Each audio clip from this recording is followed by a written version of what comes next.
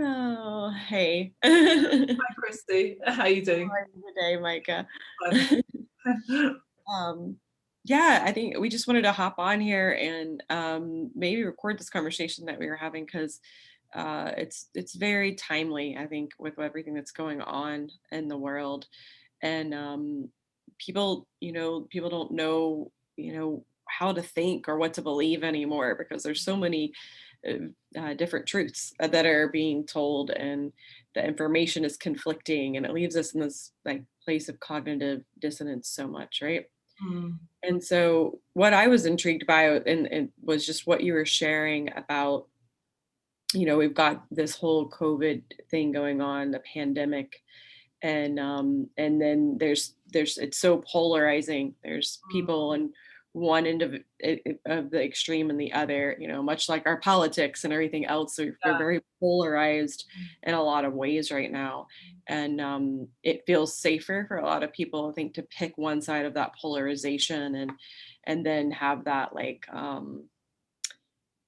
what is that like feeling of like just like at least I have my tribe and we think the same way, right? Like it's It's conformity. self-righteous, I isn't call it conformity addiction because it? Yeah, yes, because it's a false form of security and you always need more of it. But yeah, it's kind of like a conformity thing going on. And then there's we get a little bit of temporary hit of safety or security, like, oh, I'm okay. At least we all agree on this, right? yeah. What you were really articulating really well to me was what what's really going on in universally and like Mm. in other in the higher dimensions in the quantum field, and what this whole transformation that this whole planet is going through, and what actually we should be focused on. Mm. Yeah, because I mean, it's getting more and more extreme, isn't it, as time goes on? When it first started, the pandemic last year, already alarm bells were ringing for some people. And basically it's all about duality. We're stepping out of duality and going into unity consciousness, and so what's happening is it ain't pretty. So what's happening is that the it's almost like the everything's out of kilter, right? So everything starts to get more and more unrealistic Mhm. narratives. Um, so you started off with this story that everyone has to be locked down. So people, let's put people into two camps: thinkers or spirited people, and soulful people. So people who identify with the soul is what I call the yin, which is the dark, and it's contracted and it's all about love, and you're feeling and you're loving and you want to connect with people. So you've got people like that who want to feel connected, want to feel they belong in a community, and therefore they tend to be people who kind of want to do the best for the community, Mhm. as a general skew, right? And because everyone does want to do that, but that's their tendency. Then you've got the spirited people who tend to be a bit more independent and critical thinking, so they tend to be more detached rather than attached. And so and I class myself as a spirited person. Mhm. So the moment we had people telling us to lock down, I was thinking, hang on a minute, you know, that's kind of like against, human rights. But, and it was surprising how many people didn't believe that. They were sort of pro, sort of protecting people in the community. So as time has gone on, you've got the spirited people who are now talking about the conspiracy theories, and there's nothing wrong with that, but that's the track they're going down. And so they how it's all going to happen in the future, the bad people, which are the darkness, the Illuminati, how that's going to bring doom and gloom for the future.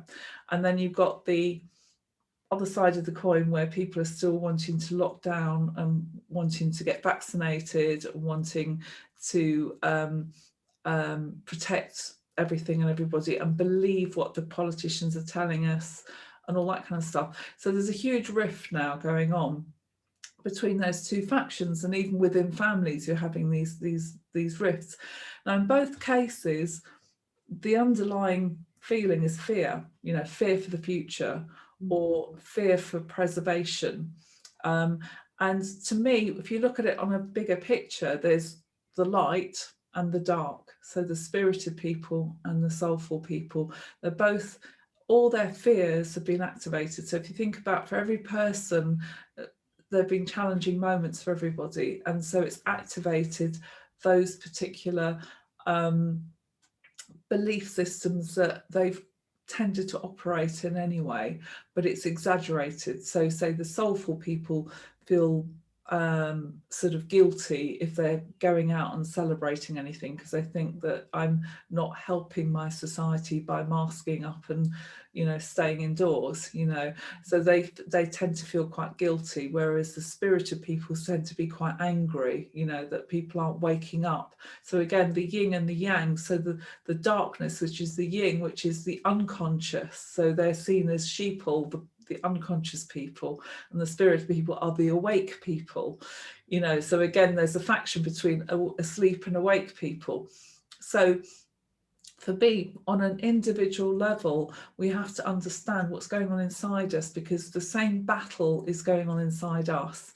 So if we are, say, a spirited person, we tend to believe our minds and our we tend to be more extrovert, and we try to change things on the outside as much as we can. And what we have to do as spirited people is start to return to our soul, which is the part of us that we don't even recognize, which is the still point, the one that is passive, the one that is unconscious, the part of us that's unconscious. So the unconscious part of us is our bodies and our beingness. So if you imagine, if you feel like you're a spirited person, imagine just being and being passive without feeling the need to change anything or to know anything about the situation. And that's the quality that we need to connect with on the inside. So meditation and allowance and maybe even gratitude and focusing on our hearts will help us as spirited people to get out of that fear thing that is going on with us, and for the soulful people, it's the other way around, where they're so stuck in their communities that they can't break away. They can't break away into saying, I want better for myself. I want to be not enmeshed in all my community and my family, and I want to be able to be an individual that is seen for in my own right, so that I do things differently. So they have to go into more expansive states. So they have to go more into their minds and detach a little bit more in order to find their spirit. So they go into more expansive space. So when that has fully completed those two qualities, the yin and the yang, which are two paradoxical states within us, and when that has happened on an individual as well as a collective state, what happens is that the spirit has returned to the soul. So the spirit is the, let's call it truth, and the light of consciousness. So it's our awareness, our awareness, which has an ability to be everywhere. We can go anywhere and do anything. We can imagine anything. And that's what our spirit is all about. Now, our soul is the opposite. It's a singularity point within us, and it's our vibration, it's our resonance, and that is very unique to us. Now, the resonance that you feel is it's like your own tune. It's your own tune that you dance to. So you connect with that and you feel it on the inside, and you know it as your subjective self, the one that loves certain things. I like chocolate ice cream and I don't like cherry ice cream. I like clothes that look like this and not like that. So it's all very subjective stuff. And through that subjectivity, you start to make choices that are totally right for you. Nobody else can tell you what that is, because that's a very personal thing to me, So we can't execute those choices until we've expanded into the spirit, which is wow, there's an amazing world out there and there's something for everybody. And we have to then be able to expand. But the only way we can expand is by detaching, So the other way I describe it is that we're 70% water. water is made up of H and O, so hydrogen and oxygen. The Mhm. hydrogen is the light and oxygen is the love. So it's like unconditional love and light. Now, this is again very metaphysical, so I don't expect people to necessarily understand that bit, but going back to the spirit and the soul. So when the spirit and the soul become one, that is the golden age. That is when the spirit and soul become one. It's the golden age. It's where everything is unified. So the way it looks like is that we become sovereign beings, which is we become a true soul expression of Mhm. ourselves, and we express ourselves fully and unconditionally in the world. And Mhm. that means that we become interdependent rather than codependent. So we as individual expressions are totally unique, but yet we recognize each other as individual expressions. And through that, we co-create. We don't create the birds of a feather flock together, where we sit huddle together and we believe in the COVID, or we believe in, the conspiracy theories, where we're painting a false reality. We're co-creating false realities because it's based on a half truth, but not on a full truth. It's not that people are wrong, but they're not 100% right either. They're only half. So again, think about the side of the coin. The Yes. side of the coins is that a spirited person might say, "Oh, I can't stand people who've got lots of power and money," and then you could say to them, "Well, that's probably why you don't have power and money." Mhm. So it's like the moment we diss something, then we are actually what's the word? We are then not allowing ourselves to receive that. In the same way, if somebody says, "Oh, I don't like people who don't get with the program because they're bad people, they're people who are don't care about their community," well, that means that they're denying their own freedom. So whatever we judge on the outside, if we judge anybody, what we're doing is we're actually denying that ability to have that, what we're judging as a negative within us. So the soulful people want to have freedom and independence, and the spirited people want to have power and sort of security, feeling secure on this earth, feeling that everything's okay. So sorry, I've rambled on, but a big No. picture about that. So but so it looks like everything's going completely wrong, Mhm. but actually it's everything. It's almost like the story of the dualistic world is coming to an end. And Yes. in homeopathy, we talk about the return of old symptoms. So everything that hasn't been fully recognized, that is unconscious in us, has to be revealed and has to be played out in Yeah. order for it to be released. And once it's released, we will come into that soul and spirit coming united again. That happens on an individual as well as a collective level, Mhm. within us. And when we're doing this work consciously, we then become that example, and that kind of almost infects the rest of the collective, because we're all connected to the unified field. Mhm. So wherever you're at in that journey, it doesn't really matter, because we're all doing it in our own way. We've all got our own particular journey to do that. So that's what I would, if you can identify as being a spirited or a soulful person, then you can start to navigate your way through that, and start to do the things that you would not normally want to do in your program state, but you can start to feel those qualities into that. Sorry, over to you.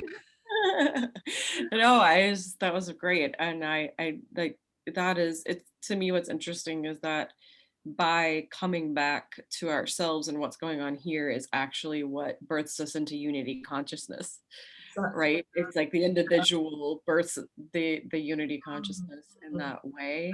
Yeah. Um, and it's Mm, the the what's going on the planet, if we could just see that as the story that's playing out, and like you're explaining, just really look at what side of the coin we're on to know what side we need to integrate. Are you more objective about everything And you need to then come back and be subjective about your reality and what's going on with you, or is everything subjective to you and everything's personal and you need to become more objective and Exactly. embrace Yes. that side. Yeah, Yeah, I exactly. would That's agree. right. Yes. So, and the funny thing is, with all this stuff going on, because it's exaggerating your internal problems in a sense. You know, Mhm. if you take everything personally, people are taking things incredibly personally now. You know, um, then it's you have to, rather than kind of avoiding that experience, we have to fully experience it, but at some level kind of allow it to happen, you know. Mhm. So I mean, I know with me personally, when it first happened, I was getting a bit annoyed about the whole situation and thinking, oh, people are so asleep. But Right. I had to live through that, and I knew I had to do it. I knew I had to let that whole anger fizzle out in me, Yeah. almost like, you know, we all become a little bit of a caricature of ourselves, don't we? You know, we Mhm. all kind of become a little bit more ridiculous than how we normally are, and that's okay. Just mean it's okay. We're not here to pretend everything's fine, you know, because it's not fine. Having the Right. passion for ourselves and for other people to go through our stuff and express it fully, you know, Yes. um, and that compassion is going to help us to see it through, you know. Yeah. um, and what I believe more and more is the fact that it's happening whether you like it or not, you know. Exactly. You know, it's like you can either go willingly or unwillingly, but either way it's happening, you know. Yeah. You can do it the hard way or the easy way, you know. I call it sometimes being dragged through a hedge backwards, you know, all that stuff that your ego mind didn't want to experience.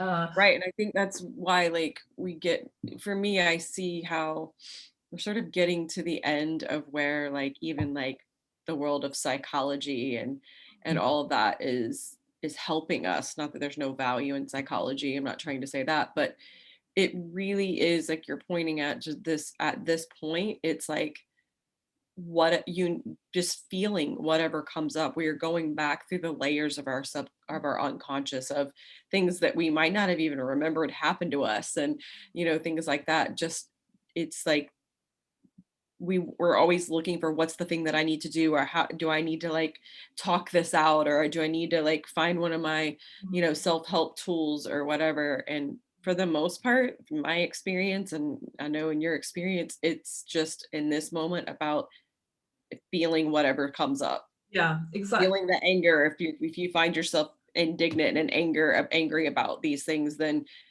feel that, allow that to come up. And if you're feeling anxious, if you're feeling these waves of sadness and these things come over you, and maybe you know what they're attached to and maybe you don't, um Yeah, but trying to it figure is about out allowing doesn't ourselves to. help, unfortunately. It does. It's almost like the more you can go into direct experience Yeah. rather than trying to figure it out, the more it will pass. And that's sometimes where psychology doesn't help so much. If you start labeling everything and saying, "Oh, you're depressed now," the reality is depression's just you can't be bothered to do what you normally do, which means it's probably not right for you, you know. So just acknowledge it and go with it, you know. I mean, the system that I use is I use the word I accept for everything that doesn't feel right or doesn't look right. If you say the paradoxical or unthinkable, which is I accept this, it has a very powerful experience, because what we're talking about here is energetic, right? So dualism is all about the magnetic and the electric, which are two opposing forces in our world. And when we have a storyline, and when we have something, a right and a wrong, a this and a that, and we're caught up in the pain of that, the pleasure pain cycle of like saying this is right and that's wrong, then we're caught in that trap, that dualistic, let's call it the matrix trap, you know. And it doesn't matter what side of the coin you are, whether you're the awake person or the sleep person, either way you're in that trap. And we Yeah. know that because they're suffering, you know. So if we can say, you know, whatever you're experiencing, I accept my anger, I accept, just by saying it neutrally, it does release that charge. It's a releasing of a charge. I mean, I've found this is what homeopathy is about actually like cures like. So with every problem, the solution is inherent, and that's unity consciousness that the mind would never ever recognize. Right. Because it's beyond the dualistic mind. The true reality, let's call it, is that everything just is, and there is no storyline, there is no right or wrong. We can't, in a sense, kind of just go and believe that, because in our current states, when we are angry and when we are sad, you can't just believe that. You actually have to go through that, let's call it washing machine, and experience it, accept it, and then through that process, it kind of just dissolves. It suddenly isn't a thing anymore. Something that was a thing stops being a thing. We all kind of know that, don't we? Like yesterday's news is tomorrow's chip paper. In England we have fish and chips, so that it's like, so yesterday you might be really caught up in something, today it's like, what was the big deal? Exactly. So we have to let those things pass, and if you can say I accept, that really helps, to get through tough times. And then you no longer make anyone wrong, because the moment you make somebody else wrong, you're stuck in that dualistic trap again, because you are keeping that storyline going of the right person, the wrong person, the bad person, the good person, and start to just recognize in your direct experience, all I'm feeling is anger, all I'm feeling is indignance, whatever that is. So again, those are the kind of things we can orientate ourselves towards to get us through it, but it's happening whether you like it or not. That's you can't control that bit. The mind likes to think it can do something about it, but it can't. That's the problem, because that's in a way an illusion that we can do anything about anything. Yeah, and I'm finding some people are afraid of, like, that maybe would even be listening to this conversation, of getting to like that, like this such a neutral place that like they don't, nothing matters and they're doing nothing and all of that. But what I have experienced is like what we're really doing is we're completely unplugging and getting outside the matrix altogether. It's why the Matrix is such a great movie metaphor for what we're going through, right? Like you're Yeah. going through that process of getting unplugged from, you know, being in the cog of the machine or of the wheel or whatever. Yeah. And once you're outside the matrix and you can return to your own sovereign desires, right? Those not the wanting, the craving kind of thing, but like those sovereign desires from outside the matrix, you might enter into the matrix and make a contribution. You might create. You might, but not from inside of it. You Yeah. know what I mean? Or you might create something over here, and people in the matrix might find a bridge to Yeah. cross over Well, the way I see it is that the matrix is, this is all very, very metaphysical, but the matrix is made of metals. So metals are the electromagnetic sphere, right? So metals are about belief systems, and it's our playground. But while we think we're a character, a real character inside that matrix, we're caught up in the merry-go-round. It's a bit like going to see a movie, and rather than being the spectator, you become the character in the movie. So when you're seeing a horror movie, if you're the character in the movie, it's like pretty horrific. But if you're just the spectator, like I said earlier, it's like the story of a life is for entertainment purposes only. Right. It's like, really, it's only a remembrance of what we really are. We are an eternal soul, which is that singularity point, which is a resonance, right? And so, but we come here as a spirit as well. The soul and the spirit are two separate aspects of ourselves. One is the yin and the yang, and we've come here to play. We've come here to become conscious creators, as opposed to unconscious creators when we still think they're a character inside the matrix. So we will be interacting with the matrix, but in a way that becomes our playground. That's what we call paradise, where we actually get to choose what we experience in the world, and how we do it. But the little old us, the ego cells, the character doesn't get to choose. It's the soul that gets to choose. So the soul is the singularity point. So what happens, and we probably both experience that more and more, is that stuff happens through you. So that all you have to do as an individual is to reclaim your innocence and your blamelessness and your vulnerability as well, because vulnerability is you fully feeling your resonance, fully feeling it, and then dancing only to that, vibing only with you. You only vibe with you. And when you do that, you're hearing your own tune and your own expression, and then you act upon that, or it is acted upon that through you. And that's how you become that soul expression.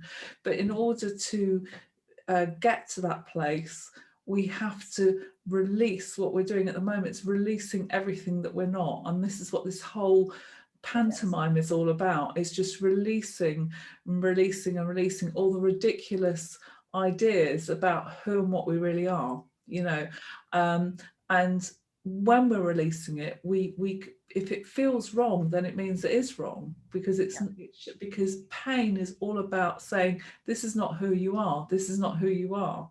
And so rather than thinking I'm in pain and I need to fix it by changing something out there, then we're halting that kind of healing process, which is just releasing that whole charge of what is going on, because it's the misidentification of the character that was this limited and separate person on this merry-go-round. And part of that whole experience on the merry-go-round is that we think time is linear, where we're going from one place to another. So for example, I'll say to you, Christy, I'm going to give you a job now, and in 10 years' time, you'll get a medal at the end of it, and you'll have a nice. So you're on your hamster wheel every day, and as time goes on, every day you're experiencing a different aspect of you being the character of Christy doing this job, and at the end of it, you're hoping that one day you're going to have this amazing medal or something, Actually, what you're doing is just going round in circles, experiencing. And one day, just like in the Truman Show, you wake up and you think, I've been here before. This is Groundhog Day, Truman Show. I've been here before, and I'm not actually getting anywhere. I'm not getting anything. And that's what we call starting to awaken to the fact that there's something else going on inside you, that you're not just the character. And actually, more importantly, you grow weary of being that character. Maybe there's something else. Maybe I could experience something else and be a different person. So we then start to imagine, what would it be like to be a different type of person? And we have to go inside ourselves and find that other person. And then we can inside, because what we're doing is listening to our soul song. What does my soul song say? So the pain is saying you're not resonating with your own soul song. Physical illness, emotional illness is all about you not vibing with you. That's the only cause of illness, is because you're not vibing. Resonance. And the good news is that when you say physically ill, again, the thing that I said was that the solution and the problem are one and the same, but the mind will never see that. So if you have to go to bed, or you have to give up your job, or have a nervous breakdown, that is already you returning back to you again and vibing with you, because you've got to lie in bed now. So nothing's actually gone wrong, but your ego mind will say, that's really bad because you've lost your job now. So that's how we have to trust that whatever life is throwing at us, it's our healing, even though it looks a bit bad as far as the mind is concerned, And if you feel fearful, then it means that you blocked your heart, because fear and love can't be in the same place. So when you're feeling fearful, already you know that what you're believing at the moment about the situation isn't correct, And again, it's a difficult thing to navigate, because you can't just say to yourself, oh, I'm being really stupid because I'm feeling fearful, because Right. we all experience fear, you know, and it's not as straightforward as just pretending you're not feeling fear, because then you Right. another layer of ego on top of it. You've become Right. a spiritually bypassing ego. So it's Yes. not about that. It's about recognizing, feeling, you know. It's a very tricky maneuver, because on the one hand, you've got to fully immerse yourself into it, not bypass Definitely it. feel it. Yeah. And but at the same time, have compassion for yourself about Yeah. it, and say, Yeah, not create an extra story. That's what we do, right? And now we've got an extra story. Oh my gosh, I yeah, went into addiction and now I'm like this whole story, or I had a nervous breakdown, or like, you know, whatever the things are. Now it's a horrible story to have. Like, we yeah, shouldn't be that exactly. story, right? Yeah, that's right. Because again, the mind will spin a yarn about it, you know. And the thing is, ultimately, the only thing that can save us is direct experience only, which is, what do I know for sure in this moment? You Yeah. know, And what do I want? Like, what do I feel? What do I yeah, want? I think in the same way that the solution and the problem are one and the same. I think for me, at least in my experience, like I being in what everything that you just described in that fear would put me in a place of then wanting to figure things out, or really control things. It's really just about control. Like, I need to go fix something, do something, figure this out, over analyze. You know, that's what would put me into that. But it's like to step completely out of that paradigm is to tap back into desire, which is also one and the same. It's like desire, and the fulfillment of that desire is within desire, right? Like, it's all inclusive. I think real desire, like sovereign desire, is it's not all right, I have a desire, now I need to go make it happen. yeah, It's I have a desire and now I just need to live the journey of that coming through me. yeah, And it was the paradigm shift from I need to control or make things happen to actually, if I'm really, when I really got honest and mm, sat down in the seat of my own soul, I wanted life to actually be like this romantic unfolding of not knowing. mm, Because when the not knowing, then you can just stay in the desire and the feeling of it all, and you can watch it unfold, and you can be surprised by life again. You can be pleasantly surprised by life again. Not that it's exactly, perfect, exactly. but it to stay in that flow, you know. And it's hard because like we're just so used to like taking up the reins and controlling things again, and like, oh, that didn't feel good, so let me fix it. It's like, no, it didn't feel good because something's out of resonance, so let's, like, maybe you want to move away from that, maybe, you know, whatever. Mm, So I really do find, you know, when we come back to desire and get out of control, yeah, which yeah. this makes our mind be like, what are you thinking? Get out of control. Yeah, well, the thing is, it's like, you know, people who are soulful, they can go into this real pain pleasure cycle where it's about addictions and things like that, where they say, for example, you might have an empath narcissistic relationship, you know, where Right. you've got like the narcissist will you know, so promise something for tomorrow, but for today you've just got to act in an inauthentic, but Right. at the same Mhm. time be dictated to relationship, you know. And so again, you're allowing your authority to be hijacked by somebody else, right? So um and then when the narcissists go away, you go back for more. Do you know what I mean? So you want to be dictated to, but at the same time you're resisting the dictatorship, because really you're not listening to your own leadership inside you. Yeah. So what has to happen is that you have to kind of almost that, because the energy of the soul is very, very passive. Actually, it just is. It's an isness. Mhm. It's the feminine principle, which is very soft, vulnerable, and is.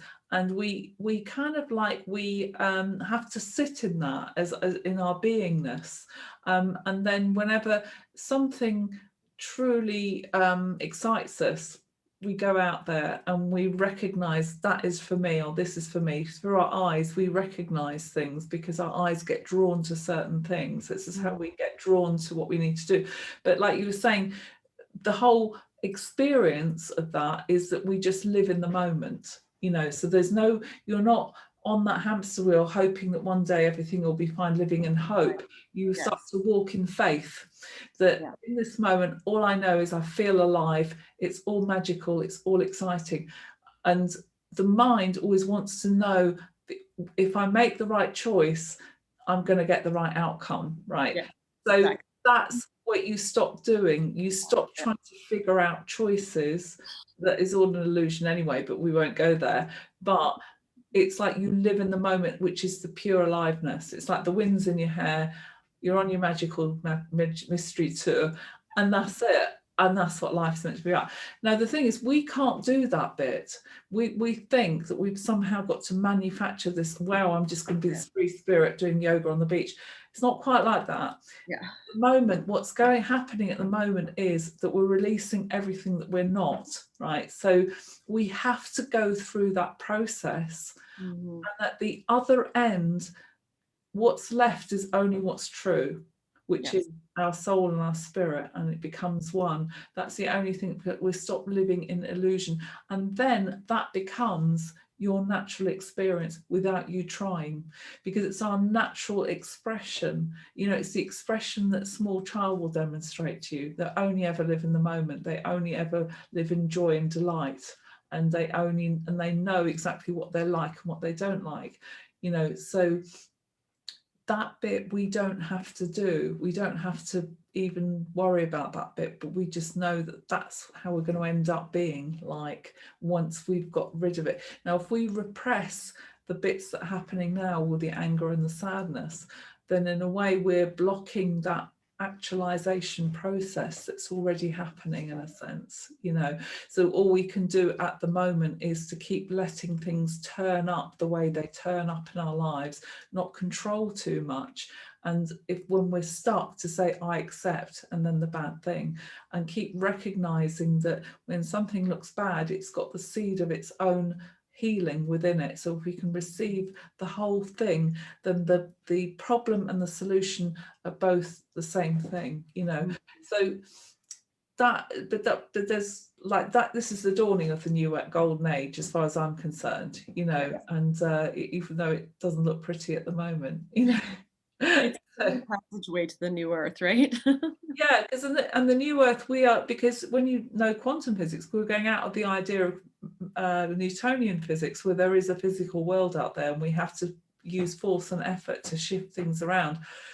We realize that we are the creators. Literally, we are a vortex for that physical reality to come out of the quantum field, which is the infinite field of infinite possibilities, and become manifested in this appearance, you know. So we are the portal for that. So that, and it comes through our heart. I mean, again, this is my personal vision of what's going on, and everyone will have their own idea about this, but this Right. is where I see it, and this is what quantum physics kind of already implies, that says that the reality is only dependent on the observer. So we affect what's happening in our physical reality by how we're observing it and what we believe. So all we have to do is live in our true nature, which is to be fully conscious, which is the spirit, and fully allowing, which is your soul, because your soul is unconditional love and your spirit is your awareness, so your consciousness. And when that and what we're releasing is everything that's blocking that self-actualized state that is at the root of everything that we are, you know. And that just happens naturally. And most people, it's like that, you know, people say, when are people going to wake up? The reality is nobody's going to wake up, because it's an illusion that anyone wakes up, because it's only the spirited people think that they're awake as opposed to somebody being asleep. What's really happening, as far as I'm concerned, is that there is an energetic process happening where everything's getting released, and at the end of it, we're all going to be self-actualized, you know. It's not and some of us are experiencing it in a more conscious way than other people, Yeah. but ultimately it doesn't matter, you know, because everyone is here for a reason, and as everyone is in their sovereign being going to be creating the new earth, you know, in the various aspects that it's going to be experienced and created, you know. So it's very difficult to explain, or you know, but that's the best shot I can make at it, you know. So Yeah, great. So great. yeah, Yeah, I think well, good that's a luck good place to for start, to stop. everybody. If you have any further questions, put in the comments below. Right, for sure. Yeah. Yeah, I think you and I could talk about this all day long, so Yes. So anyway, so yes, well, let's yeah, look at that, and yeah, yeah. we'll talk soon. Take care. All right. Thanks. Bye.